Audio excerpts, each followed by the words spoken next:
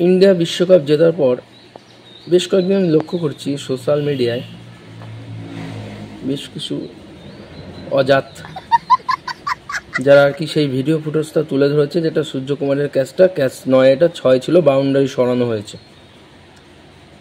আরে ভাই, তোদের যখন এত সন্দেহ, বাড়িতে মোবাইল ক্যামেরা এনে ওখানে বস না।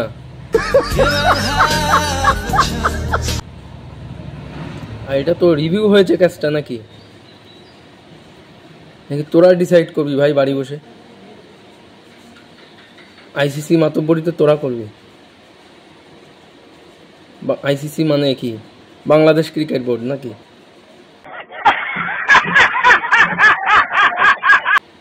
তোরা যেটা বলবি সেটা হবে, তাই ওখানে অনফিল্ডে ক্যামেরা যে কটা থাকে তাতে একটাও ধরা পড়েনি যে বাউন্ডারিটা কেউ একজন গিয়ে সরিয়েছে। আর সূর্যকুমারের ক্যাচ ছিল না 6, তাই তো?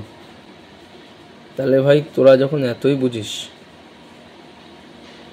আইসিসি চেয়ারপারসন হয়ে যা, তোদের কথায় কাজ হবে ভাই। কাপ আমরা নেব না, আমাদের দরকার নেই কাপে ভাই। খেলে কষ্ট করে জিতে নিয়েছি, ঠিক আছে? তোদের এত ফাটছে কেন সেটা বল। তোরা যেটা ভাবছিস ভাই সেটা সম্ভব না। এখন শিশু, তোরা এখনো শিশু, ওটা কোনোদিনও সম্ভব না। আচ্ছা, সে জায়গায় এসে নে, তারপর দাবি করবি।